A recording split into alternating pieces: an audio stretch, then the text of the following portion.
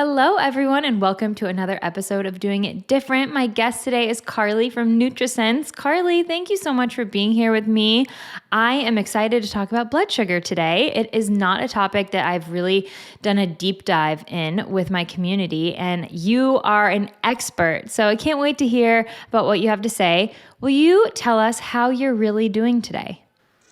Thank you so much for having me. I'm really excited to nerd out with you a little bit. I love your show, so I'm excited and honored to be here. How am I really doing? I'm really actually doing great. I'm in Washington State, and it's usually rainy in October, but it's full sun, warm. I can't really ask for much more. So doing really great. Yes, my husband Austin and I were just in Washington for 6 weeks and we had the best weather. It was amazing. We have this little baby. We could take him outside every day and it wasn't too hot. And summers in the Pacific Northwest and even fall, like you can't beat them. No, it's better than anywhere else, but it's only for that 3-month period I typically. So this is know. this is a treat that we're getting this late in the season. Yeah. Okay. Well, tell us a little bit about your work, what you do, who you work for, and yeah, let's start there. Yeah, so I am actually a registered dietitian nutritionist. Kind of had my general first job was general counseling in outpatient. So I was working a lot with individuals that were being referred to me from their doctor, usually with a first time diabetes diagnosis or a pre-diabetes diagnosis. So I would say that is a big chunk of what I worked with before this. And I love that. I love working with people. I love helping them fine tune their diets. But what I started to find in my work in that position was that, I was treating the problem, right? I wasn't kind of getting to the root issue, or I wasn't coming at it from that proactive approach. And I'm very into functional medicine, so I think that's really the key where I can make the biggest difference in the line of work that I do. So my current position, I am a senior nutrition manager at NutriSense, and we are doing exactly that. So we are using continuous glucose monitors, CGMs, and we can get into all the nitty gritty about that, but we're using that technology to help people understand how their bodies uniquely respond to foods, and then use that data to curate a customized diet and lifestyle plan that's going to work for them sustainably, right? So a lot of times we see these fad diets and we don't know if it's working and we're guessing a lot of the time, but this is taking your body's actual data. So you're listening to your body, you're getting more in tune with your body, and you're using that to identify the thing that's going to work for your specific body. And I love what I do. It's been the best. I've been here about 3 years now, and I work with a team of dietitians and just a team of really empowered people in general that are passionate about helping everyone understand and reach their health potential, however that looks for the individual. So it's been really exciting. That's so awesome. And I can tell that you like what you do. It definitely shines through.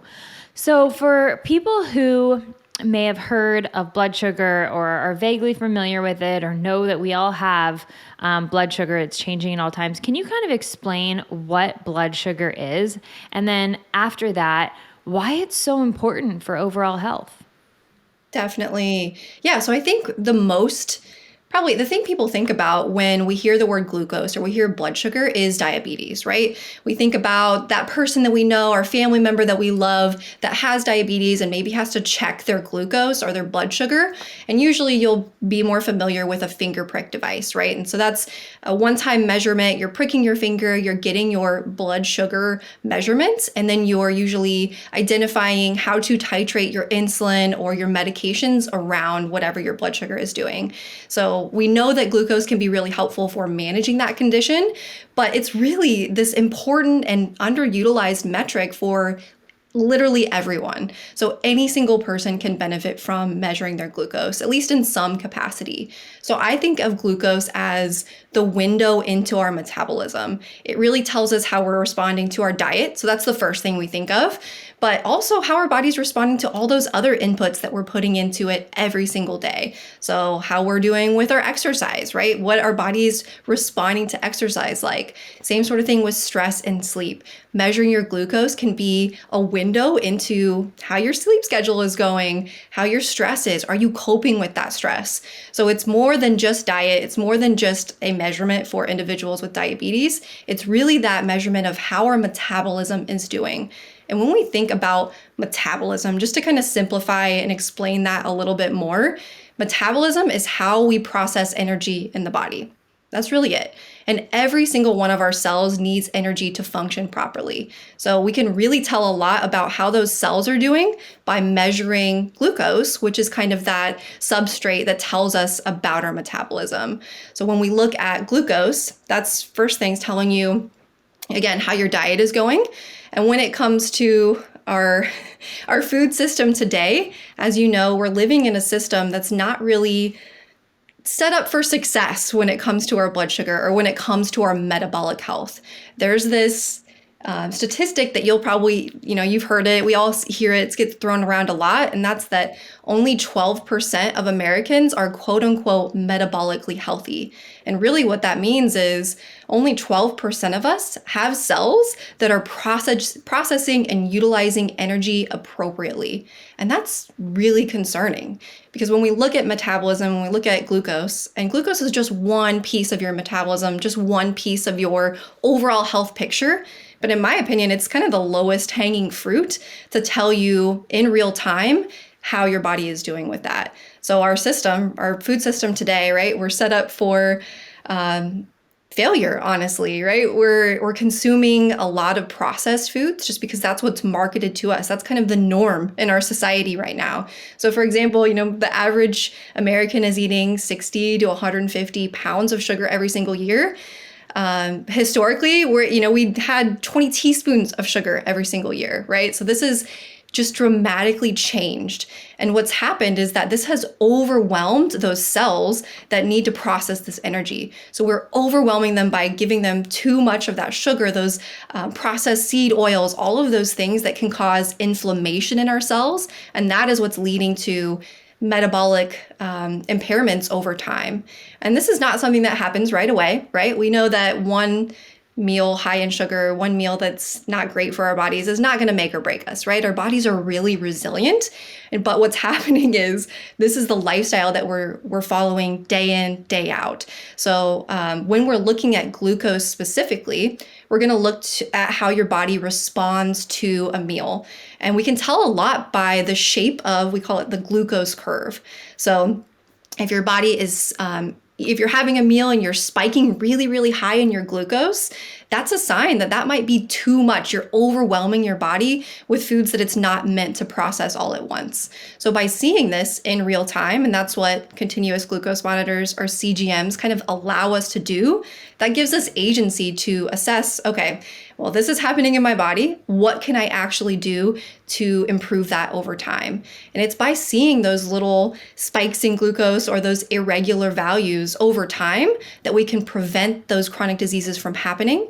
And what we know is that 80% of those lifestyle-related chronic diseases, right, diabetes, heart disease, dementia, those can be prevented or at least delayed if we act early enough. The problem is we just don't have the data to do it. And so that's where I think CGMs or continuous glucose monitors can be so beneficial for everyone, at least at some point in their life. Yeah, I want to double click on what you said about 80% of chronic illness being preventable and how blood sugar can play a role in that. Because I think there's this misconception, or a lot of people believe, oh, blood sugar is really important for diabetes, and I don't want to get diabetes, so maybe I should look into my blood sugar, or maybe I should try to eat less sugar. However, blood sugar and metabolic health is connected to brain health. It's connected to all these chronic diseases, heart health, everything. It is so important for overall longevity. And I would love if you could just share a little bit about that piece. It's not just about diabetes. It's really about everything, every chronic illness out there. 100%. Yeah. So all of those conditions that you mentioned are at least in some way related to glucose. And I think our modern or our traditional healthcare system tends to look at those in silos, right? Okay, you have this issue with your heart. We're going to deal with your heart. We don't even look at your glucose, right? Or, oh, you have diabetes. We're going to address your glucose. We're not going to address any of those other things. But really, these are all connected. And so when you look again back to that metabolism piece, if you have a dysfunction in your cells and how they process energy, that's disrupting your metabolism. And if you have a dysfunction of your cells, that's going to lead to a dysfunction in your tissues. And that's going to lead to a dysfunction in your organs. And that's when we're going to see those chronic health diseases that we talk about. But the problem is that takes decades, years to occur. And we're just missing all of that in between values, right? We are literally going to our doctor once a year. We're doing our due diligence, getting our annual glucose labs, our cholesterol labs, all that good stuff. And if it's below normal, quote unquote, then we're not going to have that little red flag that tells us that we need to make a change. But again, a lot of our traditional health metrics, especially when it comes to glucose, can be marked as normal when really they are those little yellow flags that tell us that something is starting to go awry. But again, we're missing all of those little yellow flags and we're waiting for it to become that full-blown diagnosis. And that's when it's addressed. Yeah. So when I was working in outpatient, I would get someone, so for instance, a quote unquote normal fasting blood sugar. So that one-time prick that you get your doctor's office once a year in the morning, right, when you're fasting. If you're below 100 milligrams per deciliter, you're going to be quote unquote normal. But really what we start to see is when you start to creep above 90 milligrams per deciliter, then that can be an early warning sign that something's going wrong, right? You have this dysfunction somewhere in that metabolic pathway. But again, we're waiting until it gets above 100 to do anything about it. So I wouldn't get anyone referred to me until it was 101, 110, right? And there's nothing magical that happens when it crosses that threshold between below 100 to 102, right? But when we're in that yellow zone, that's when we have the most agency to make positive changes. And so if we can monitor it, if we can see those changes as they occur, we have so much more power to address those issues and really make that positive change early on. So that's one thing we're really trying to focus on. Yeah, I love the yellow flag analogy. Like, yellow flags are so important and they are so overlooked. And if any are popping up for you from a conventional doctor, take them seriously because ranges in most conventional practices are averages. And we know the average person in our country is not healthy. So you don't really want to fit into those averages. So if you're getting a yellow flag there, really look into it, really take it seriously, get help. Thank you for bringing that up because I think that is a really good thing for people to remember. Yes, 100%. And when we dive go ahead. Sorry. If we dive into glucose specifically, I think one thing people start to notice when they measure glucose is that how they feel subjectively is really tied to glucose. So even if your blood sugar that you're getting from your doctor, again, is quote unquote normal, if you're feeling low energy, if you're feeling fatigue after meals, if you're feeling hunger or like intense cravings throughout the day, this could be a sign that you're having some irregularities in your blood sugar that could be causing you to feel that way. So that's one of the things when you start to monitor, you can associate those high spikes in glucose, which is really for the majority of us happening over and over again because of this healthcare and because of this food system that we're all living in together. But when we start to kind of see that, we can associate how we're feeling with those measures. And then when you start to flatten those glucose curves and really make changes to promote those smaller spikes in glucose, you feel better, right? You have more energy to do the things that you want to do. You have more energy to make meaningful health changes. So I think that's one of the short-term benefits that you can subjectively feel. And when it comes to long-term benefits of measuring glucose or monitoring and optimizing glucose, those aren't as sexy, right? We're not going to feel right away. So we know that keeping your blood sugar really stable reduces what we call glycemic variability. And that's a big, long, lengthy word for big spikes in blood sugar, right? If you're eating foods that are not being tolerated by your body well, you're going to have these big shifts in glucose or blood sugar. And so that over time can lead to lots of inflammation, which we know is one of the root causes of most chronic diseases, oxidative damage, and then ultimately to those chronic disease states. But that's something where I think we can push it out of sight, out of mind. Oh, we don't have to worry about that. Everything's quote unquote normal. That's going to take some time. And that's the thing that takes years, decades to develop, versus those subjective changes. That can be the thing that really helps you be motivated to make changes in real time. It's so true. So for people who don't really know what a CGM is, can you kind of break it down in terms of like, okay, you put this thing on your arm and then you use your computer, you use your phone to see a number and what that number means and maybe like what the ranges are for healthy? Yep, definitely. So CGM, continuous glucose monitor, is exactly how it sounds. So really, I call this my easy button because you put it into the back of your arm. So we use the Freestyle Libre by Abbott, and it's a 14-day system. So again, if you know someone that monitors their blood sugar, they're pricking their finger. It's not fun. Nobody likes to do that. It's very cumbersome to your normal life. But with a CGM, you insert it into the back of your arm, and I promise it hurts less than a finger prick. But that stays there for 14 days. So all you have to do is scan it a couple times a day, and then you get that real-time data. So it's transmitting that information to your phone so that as soon as you scan it, you can see what your blood sugar is doing in real time. And I think there's something really powerful about real-time data. If we compare it to something that takes a long time to assess, like body weight, right? We're making all these changes to optimize our body weight, have a normal weight. Maybe we are trying to lose weight. Those changes take time. That's not a linear process. So you're putting in all this effort, but you don't see your benefits for weeks, months down the road, right? But glucose or CGM data, you see it in real time. So if you're having a huge spike in glucose, man, you can't hide from that data. That's right there on your phone. And that's where you can see, wow, I'm having this larger shift in blood sugar, which again, we want those smaller curves, those like stable glucose values. If you notice that you're having big shifts and you feel really low energy, then that's kind of that sticky behavior change magic that can show you, okay, if I make this change, this might help me feel better in real time. So that's really the beauty of continuous glucose monitors is, first of all, they're easy, they don't hurt, and then you get that data right away. Yeah, and you really get to see what inputs do. Like, oh, sweet potatoes, I don't do well with them. Oh, this exercise was really intense. I felt really stressed yesterday. All my numbers were elevated. So if a person is waking up, what do you like to see that number at? Yes, that's a really good question. So there are 3 different metrics that we look at. We can kind of go into each of those, but the one you're referring to is that fasting glucose. So this is kind of mimicking that lab that you're going to get at your doctor's office. And this is typically, 8 hours of without food. And then you're waking up in the morning, you're scanning your CGM, and that's what your value is. So kind of your resting state glucose.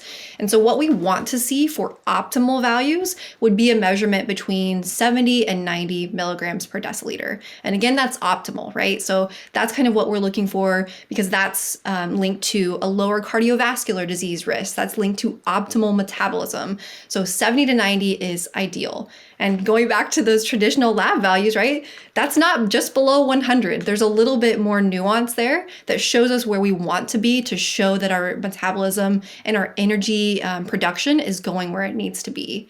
So that's the first metric. And then we're also looking at our meal responses. So when I keep talking about these big glucose spikes, that's typically where you're going to see that.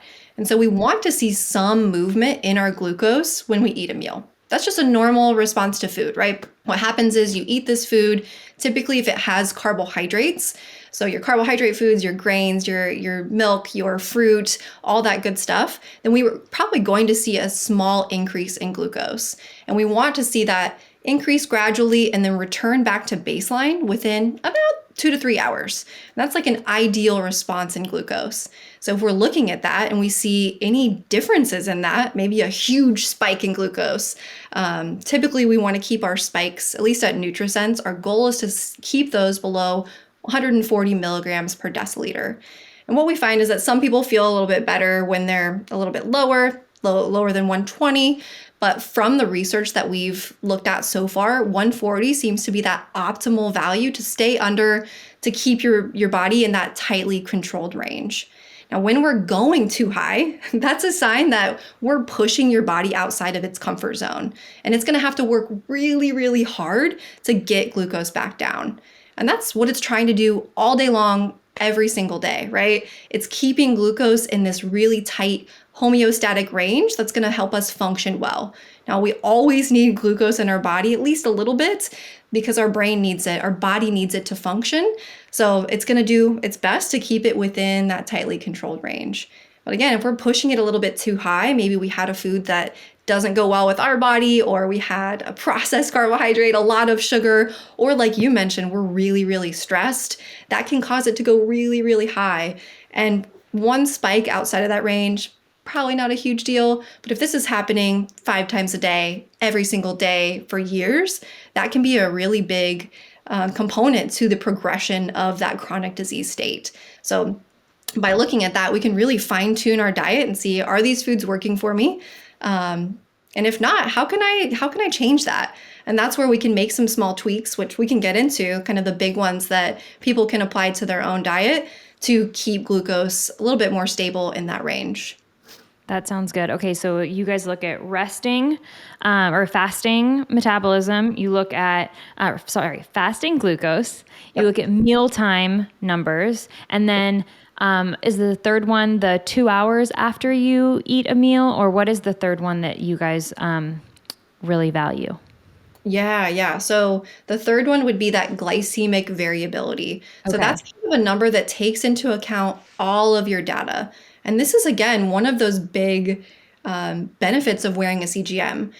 Glycemic variability is going to look at your whole day and say, okay, how much did I deviate from the mean? How big of swings did I have? And when we look at chronic diseases, when we look at inflammation, glycemic variability is one of the key players that can kind of be that sign that something is going awry, right? If we have a really high glycemic variability, that's a sign that our body's having to work over time to keep glucose in that stable range. So it's looking at all the spikes you had, all that baseline glucose, and just seeing like how big are those shifts in glucose, and is that within a normal range? And so we kind of look at that through a standard deviation metric, which I won't get into because I think that you got to be looking at data to kind of Yep. put pieces together. But really what this is telling us is, are we shifting a lot, or are we staying into a tightly controlled range? And if we're having big shifts, again, that's when we're going to feel like hangry throughout the day. I think a lot of times when people have high glycemic variability, this is when they're like, man, I feel like I have to eat every 2 hours because I'm just riding that blood sugar roller coaster, right? I'm having to keep putting things in my body to keep my energy stable because I'm shifting up and down over and over throughout the day. Yeah. And so that's one thing that can, as soon as you start to flatten those glucose curves and reduce that glycemic variability, you feel so, so much better. I've heard someone say that you want your CGM data to look more like rolling hills than peaks and valleys. And I love that analogy. I think it just helps people visualize, like, you don't necessarily need a flat line all day, every day. Like that's just not realistic. But the gentle uphills and downhills is more healthy than those large Everest spikes that we often see with the standard American diet. So I would love to talk a little bit about food in general and how food is impacting blood sugar. I know that you talked about processed foods and high sugar foods, but one thing I want people to understand is that what spikes my blood sugar is going to look different than what spikes someone else's. It's not like, oh, anyone who eats a cup of rice is going to respond the same way. So how does food generally impact people's glucose response? And then what does that look like more so on an individual basis? Yes, great question. I love that. And like you had mentioned, glucose is so bio-individual, right? Every single person is going to have a very unique response to food. And this is where we're always saying there's no one size fits all diet. I always say data over dogma, right? Because you can look online and find 3,000 different diets that you could follow, and all of them are going to be really compelling and maybe sound like they might be right for you. But what those people that are preaching those diets aren't telling you is that they don't know how your glucose is going to respond. They don't know how your metabolism is uniquely going to process that food. And I think that's what makes it really cool. And I always encourage our members to look at this with like a curiosity mindset, because your response, like we could both eat, like you mentioned, a cup of rice and have drastically different responses. There's a lot of different reasons for that. So the first one is our genetics, right? Some of us are more prone to respond differently to different types of foods. And then the others is, which is really interesting, your microbiome, right? So we all have different microbiome compositions, and that can uniquely affect how we respond to a food.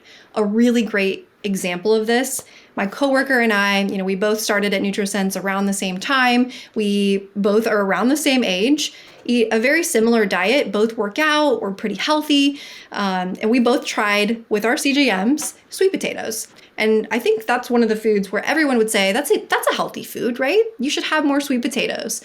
But what we found was that I responded really well, had a good response that stayed below that 140 threshold and came back to baseline really quickly, which is again what we want to see with a glucose response.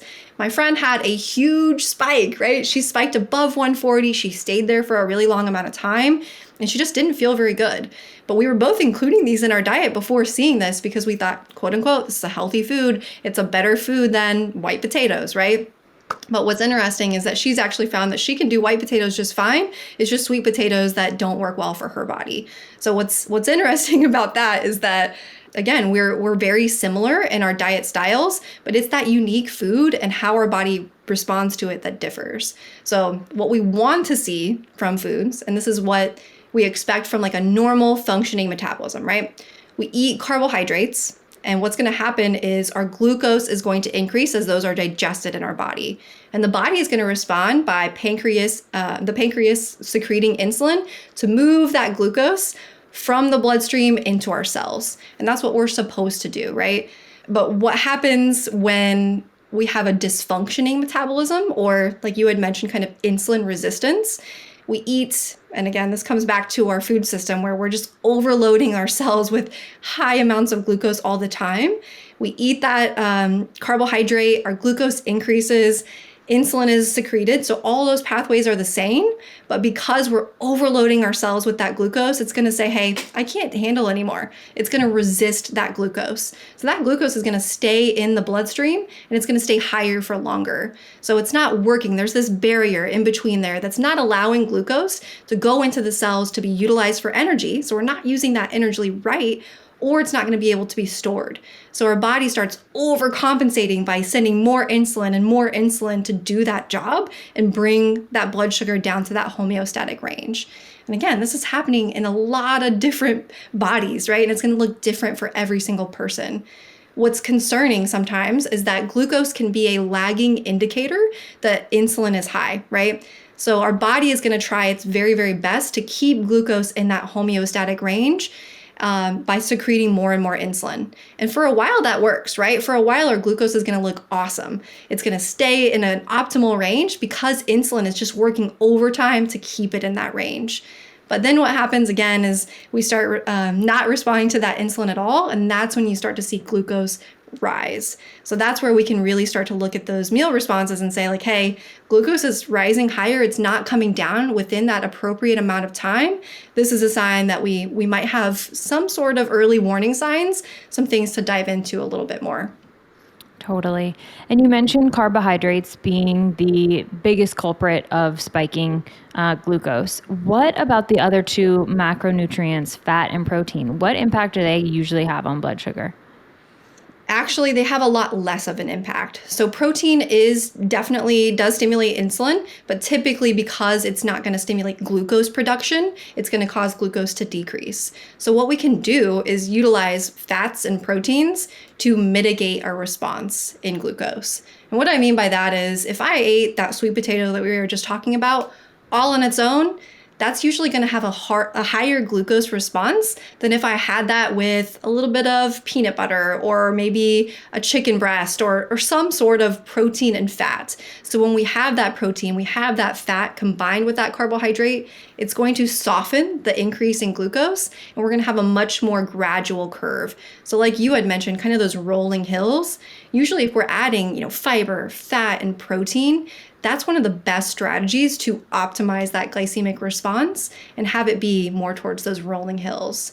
So it still does impact the way that we metabolize foods, but less of a response in glucose than carbohydrates. That's going to be our main contributor to those increases.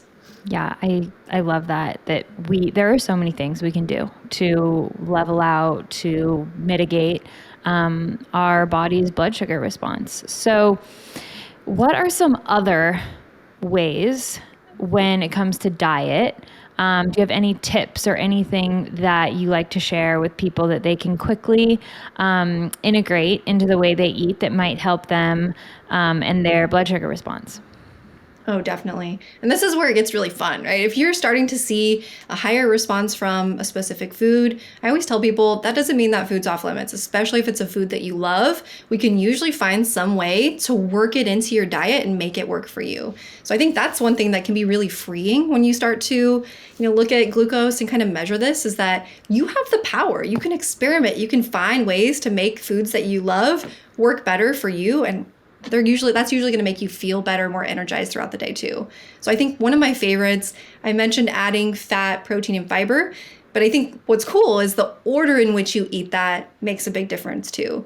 So for instance, if you ate the sweet potato and then you ate the fat and the protein, that's going to usually have a much larger glucose spike than if you did it in reverse. So there's been a lot of studies that show if you eat protein, fats, and then non-starchy veggies first, and then your carbohydrates last. So this is kind of the case for dessert, right? If you ate a cookie on an empty stomach, probably going to have a huge glucose spike. But if you had it after a meal with a big salad, like your non-starchy veggies, and then your protein, so maybe like a pork chop, then a little bit of fat, so maybe you have a little bit of avocado with it, and then you have your dessert, your body can probably handle that a lot better than if you did it in reverse. So the big thing is never have a carbohydrate on an empty stomach.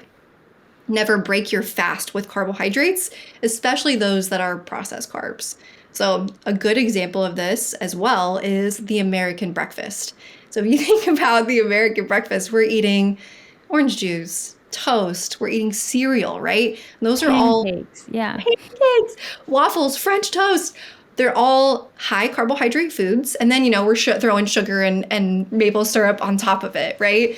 And so if you think about that sensitivity to carbohydrates on an empty stomach, that's that first thing in the morning. So if you're starting your day with that, you're going to have this giant spike in glucose. And that's what's going to contribute to riding that blood sugar roller coaster all day long. So one of the biggest tips is to eat a savory breakfast. And this doesn't mean that you can't have your favorite cereal. If that's something you love, I think there are better options out there. But if you're unwilling to give it up, pair it with unsweetened Greek yogurt, plain Greek yogurt, high protein. Maybe have eggs before you have that and reduce your portion size. But the big thing is start your day not on a blood sugar spike. Because when we have those larger spikes, what can happen is that your body can overcompensate by bringing too much insulin to cope with that blood sugar, and that causes you to drop below where you want to be after that meal. And we call that reactive hypoglycemia. Essentially, it's your body dropping to a little bit too low blood sugar as an overcompensation for that sugar on an empty stomach. And that can cause you to feel really shaky. So if you've ever had maybe coffee with creamer and you start to feel kind of shaky, sometimes that is not the coffee, sometimes that is the creamer. Sometimes that's your body overcompensating to that carbohydrate and making you feel not so great.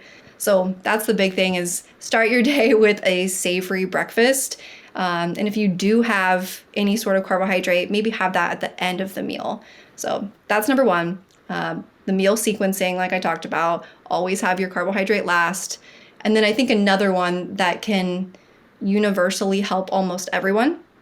Remember, a lot of these are very personal, right? Bioindividuality is huge. So it's hard to say that one thing will work for everyone, but this, I would say, works for literally almost everyone. And that is to eat in an earlier eating window. So our insulin sensitivity, which is a big fancy word for how your body responds to insulin. So your sensitivity to the effects of that hormone that's going to keep glucose in that stable range is really closely aligned with your circadian rhythm.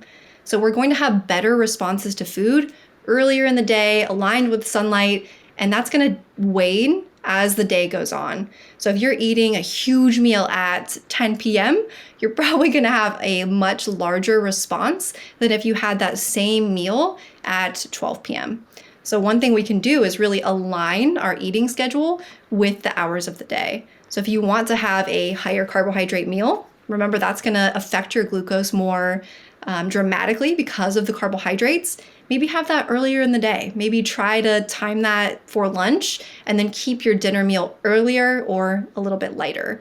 And that's one of the things that I've seen help probably almost every single person that I've worked with, which is really exciting and kind of cool. Yeah, and that's also really easy to do for most people. Yeah. Let's talk a little bit about some other factors because food really impacts blood sugar, but so do things like stress and sleep and exercise. So I would love to talk a little bit about stress and how it impacts people's blood sugar and what you see clinically. Yeah, yep. And that's one that, we started NutriSense right before the pandemic hit. So a couple months before, and then COVID hit, and we definitely saw the effects of stress in the members' data that we worked with during that time. So although that was not fun to see, I think that was really insightful for us to see is that, wow, this has just as much of an impact as the food that we eat, right? So I think a lot of times we push stress away. Oh, we'll deal with this later. This is just how I manage things. But when you again start to see that data and start to see how big of an impact that it actually has, you can't ignore it. But yeah, when we are stressed, and this doesn't matter if it's emotional stress, physical stress, chronic stress, acute stress, our body's going to respond in the exact same way. So it perceives stress as a threat on the body, right? I have to fight or flight against this. And when we have that threat, our body is going to be like, well, I'm going to need some energy, glucose, in my blood available so that if I have to run, I have the fuel to do it. So it's going to go to our liver and say, hey, put out more glucose. We need glucose to fight whatever stress threat is going on in our lives. And then it's going to also reduce our insulin sensitivity. So that's again keeping more glucose in the body so that we have that fuel to run if we need to. Now, if we go back to evolutionary standpoint and say, if I was being chased by a lion, I would actually need that fuel in my body to run. Now with our daily stressors of the commute or a pandemic or just that daily stress of work, we don't need that extra fuel, right? So it's just causing our glucose to stay elevated, but we're not actually utilizing that glucose for anything in particular. So what we can see is that in times of stress, both our baseline, so that fasting glucose that we talked about, can be elevated from our norm. And then also we'll have higher responses to meals because we have more glucose available in the body. So this we see all the time. And one thing we can do, right, is to really hone in on the stressors in our life and see if there are any positive changes that we can make. We can also try and practice how we're managing that stress. Are we doing meditation? Are we practicing self-care in our daily lives? Or is that something that we need to prioritize more? Absolutely. I love that because it's such a factor in our health and it's honestly so overlooked. I remember when I was working with health coaching clients, someone said to me, oh yeah, and I'm really stressed, but who isn't? And I'm like, oh, that's the piece of the puzzle that is not being addressed and that really needs to be looked at because it's such a huge factor when it comes to our well-being. So I'm really glad that you had such a great explanation for that and really explained on a physical level how that works. What Yeah. about sleep? Because I have seen some really crazy studies about sleep and how lack of sleep can actually put you in a pre-diabetic state the next day. So I am curious about sleep and what you guys see clinically in this realm. Yes. So I always say that our body perceives even one night of poor sleep as a stressor, right? So Mhm. we just talked about how stress affects the body and how our body's going to respond. It's going to do that exact same thing when it comes to sleep. So there's been a lot of really interesting studies that show that even just, 4 nights of fragmented sleep. So I'm not saying that you're not sleeping at all, but you're just having, poor quality sleep. You're not getting into that deep, that REM cycle sleep. That can impair your insulin sensitivity for the next day by up to 40%. So again, kind of putting us in. I know you're like, I don't want to hear this right now, Yeah, but right. I'm like so sleep deprived, have not slept through the night in 4 months. But keep going because this is so important. yeah. So, I mean, this can be seen by just one night of poor sleep, but the more nights in a row, the more we have, we're going to be hitting those pre-diabetic levels, like you mentioned. So, I think one thing we can do, so not to put such a damper on that, I think this can also empower us to prioritize our sleep. But one thing we can do if we, like for your sake, if you have a little one and you really can't control the sleep that you're getting, then we can really fine tune our diet to match the level of sleep that we're doing. So, for instance, if I have a really poor night of sleep, which just happened to me the other day, I knew the next day I needed to really kind of hone in what I was eating and avoid large doses of carbohydrates because my insulin sensitivity was impaired. So that doesn't mean that I can't have those foods ever, but just on those days, I'm going to avoid those because I know my body is not going to process it as well. So things like rice or things like maybe a piece of sourdough bread, I might hold off on those and really focus on those fats, those proteins, those fiber sources. And that's going to help my body kind of stay in that tightly controlled range a little bit better. That makes so much sense. And yeah, I love that sleep is such a big part of this. It really, really is because you can be eating all the right foods, but if you are not sleeping well, all your efforts can be minimized. And that is a really big thing to remember. Sleep and stress are huge pieces of the puzzle. Oh, yeah. I think we put a lot of emphasis on diet, which is important. I'm not saying that shouldn't be prioritized. I think that's definitely the most important. But I always think of sleep, exercise, stress, and food as kind of the 4 pillars that hold up our metabolic health or our glucose health. If even one of those is off, the whole pillar could fall down. So I think they're all important and we can't neglect those. We have to look at each of those individually and really kind of dive into where we're uniquely struggling. Yeah, I totally agree. What about exercise? Exercise is a big one. We know that it is important to move our bodies. What is its impact on glucose and metabolic health in general? Oh, I love this one. So, exercise I think is really cool because that puts more power in your hands. So, when we look at glucose, we've talked about how we can store it in the liver, right? So, if we're stressed, we're going to tell our body to release glucose from the liver. So, we store glucose there, but we also store glucose in the muscles. So, when we are moving, we're moving our muscles, we're walking, we're strength training, whatever we're doing, we are utilizing the glucose that came in from those meals that we had. So this can work in a couple of different ways. But if you think about it, right, you're clearing the glucose that's already stored in your muscles by moving. And so that clears up storage space to have for meals that you're going to have later on, right? So if you've moved throughout your day, your muscles are going to be primed and ready to accept glucose from the foods that you're eating, and you're going to have a storage space for them. So instead of them staying in your blood, nowhere to go, they're going to be able to go into your muscles and fuel your movement later on. And this, I think, we can also use to our advantage by strength training, because strength training uniquely increases the amount of muscle or the amount of glucose storage space that we have. So the more muscle we have, and I think this is so important for everyone, but especially for females, right? Like protect your bones, protect your muscles. Building that muscle size can help you actually process carbohydrates more effectively and increase your carbohydrate threshold. So how many carbs you can process optimally at each single meal. So that's really cool. And then when you're looking at kind of like using this all and kind of incorporating this into your normal life, there's a couple things that we can do. Just a couple hacks that I think really work well. And the first one is to move consistently throughout the day. So, every couple of hours, every hour, getting up, moving around, helping your body utilize that glucose consistently. That's been shown to have even more of an impact than just a 1 hour workout a day, right? So consistent movement. And then also when you are eating meals that are higher in foods that might spike your glucose, so those higher carb foods, we can time those around your exercise so that your body is more ready to accept that glucose because your muscles are going to be ready. So, one thing that I always do is I try and time my high carbohydrate foods after my lift every day. And that just makes sure that I can process them well and I'm going to have that more gradual glucose curve. I love that. Another thing that I know can be helpful is a walk. There's a term in Italian, and I'm going to butcher it.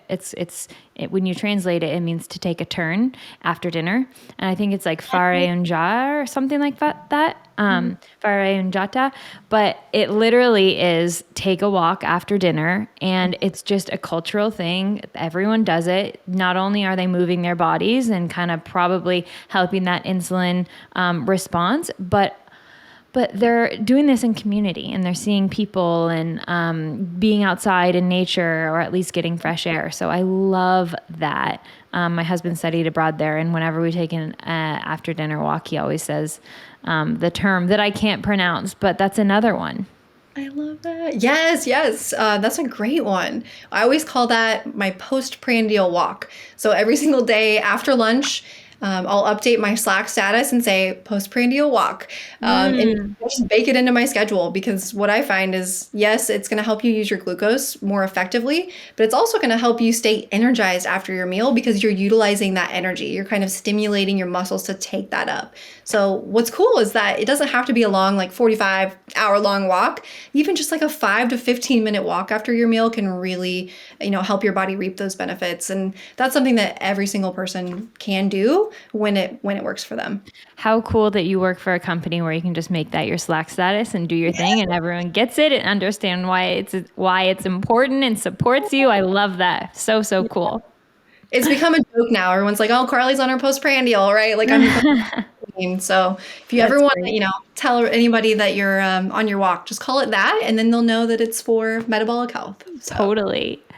Let's talk about a few principles that people can live by. It's always a choice. If they want to stay in a healthy blood sugar space and, general wellness space. So do you have principles that you live by when it comes to this? Or we talked about some tips when it comes to diet and stress and sleep.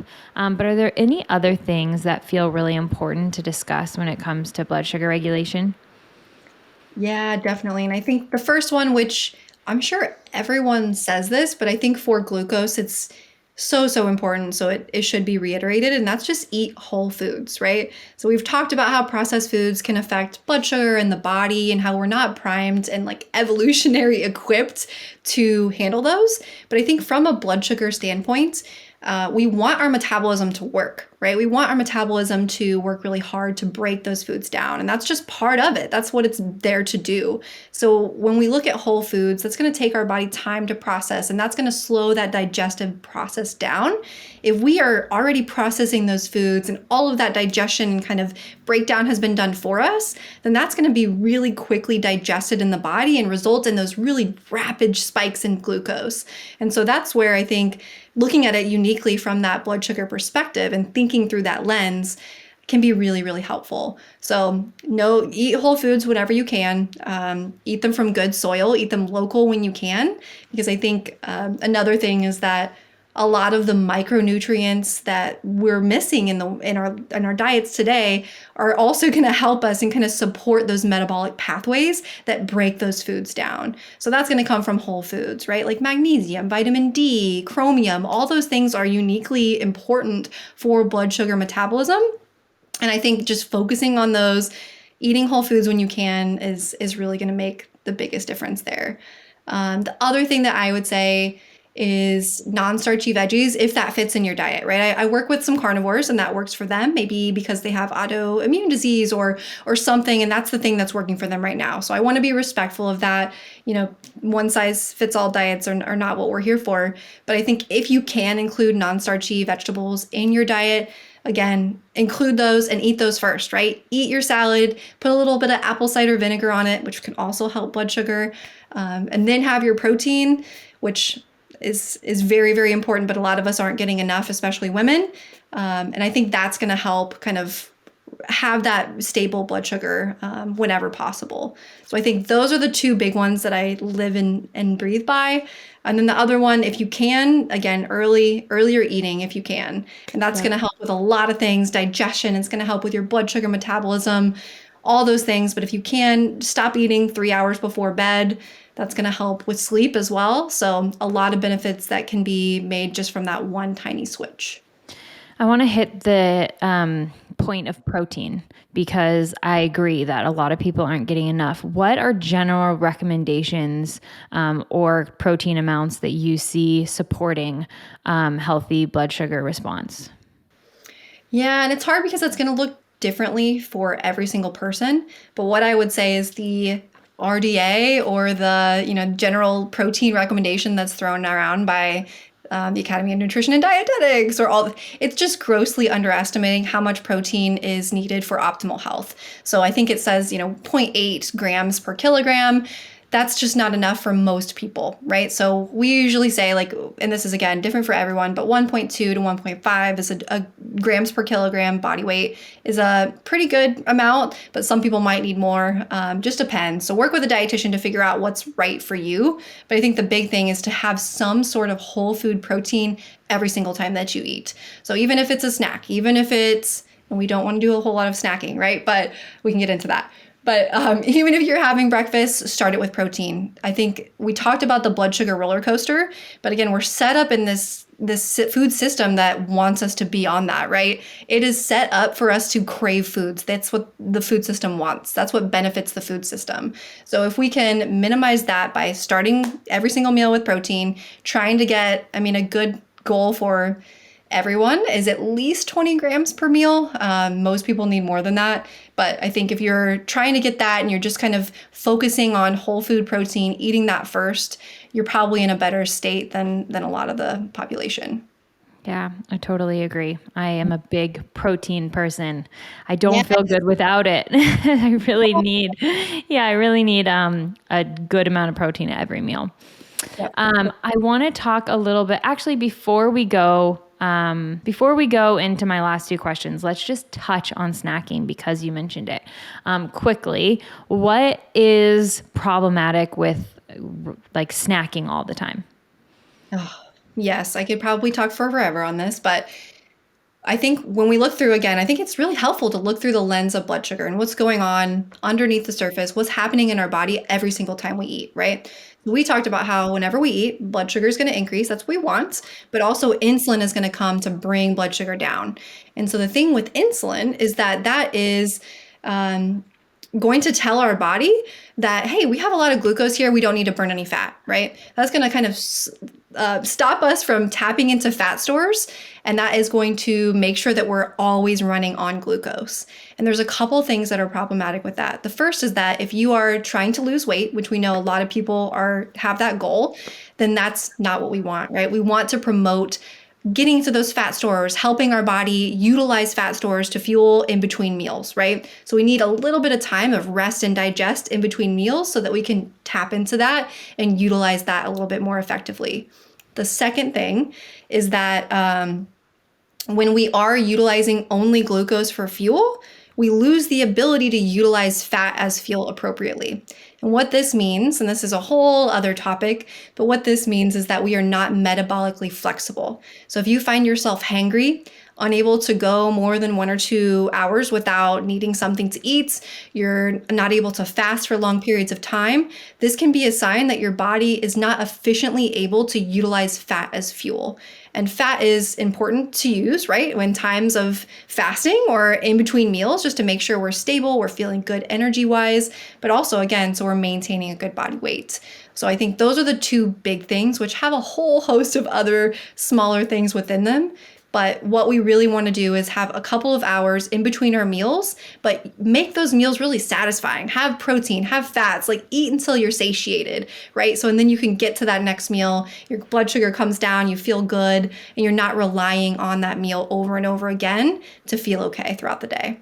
That makes so much sense. And I think I'm glad I asked because we're talking about snacks, but it really applies to overall eating and metabolic health for sure. And I didn't even say that the majority of snacks, like if you go down the snack aisle, those are what we're talking about, the processed carbohydrates. They're low in Yep. protein. There's a lot of added sugars. So if you're gonna have a snack, make sure it's got protein, make sure it's got fiber and fats, and then try and limit those non-whole food items. I totally agree. Okay, so let's talk for a minute or two about CGM. So if someone's listening to this and they're like, okay, I think that I might have some blood sugar issues, but I don't know and I want to look into it, how can they check out NutriSense and get involved? How can they become a client? Yeah, well, first things first, I would say if you have Instagram, follow us, NutriSense.io. We're always posting experiments. So if you just want to see what other people's glucose are doing or learn about glucose, come be a part of the community, learn a little bit more before you try the product. We always want everyone to feel really confident with what we're doing before they jump in. But if you are interested, and again, I think every single person would benefit from this for at least a little portion of their life, visit us at nutrisense.io and you can sign up for our programs. So the thing with CGMs is that they do require a prescription in the United States. So in Canada, in Europe, you can usually go to your pharmacy and you can get a CGM over the counter. In the United States, you need a prescription.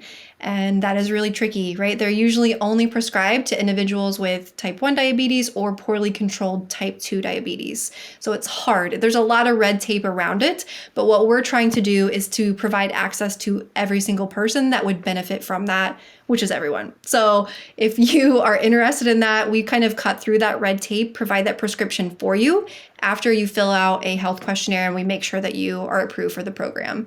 So if you are approved, you are shipped the CGM, and then you get 1 month of complimentary dietitian or nutritionist support that kind of helps you make sense of all the data. We've talked about a lot of these big words, and that can be really confusing, right? Like, what's my glycemic variability? But that's where we have that real life human that's going to look at your data, look at your goals, and then try and connect the two. So that's what's really cool about NutriSense is that you're not in it alone. We're here to help you make sense of that and identify the most important changes for your body specifically. Totally. Well, thank you so much for being here with me today. You did such an incredible job of breaking so much down. And I think people really can walk away with a better understanding of blood sugar and metabolic health, and maybe check out a CGM. I have worn one and I learned so much, so surprised in many ways, and have taken a lot away from my 3 or 4 months experimenting with that. So highly recommend it for anyone who is curious about their health, anyone who knows they need to work on their blood sugar. It's definitely a really, really interesting tool. But thank you again, Carlee. I so appreciate it. And we're going to link all the NutriSense information in the show notes. Awesome. Thank you for having me, and thanks for all this wonderful work that you're doing as well. Thank you.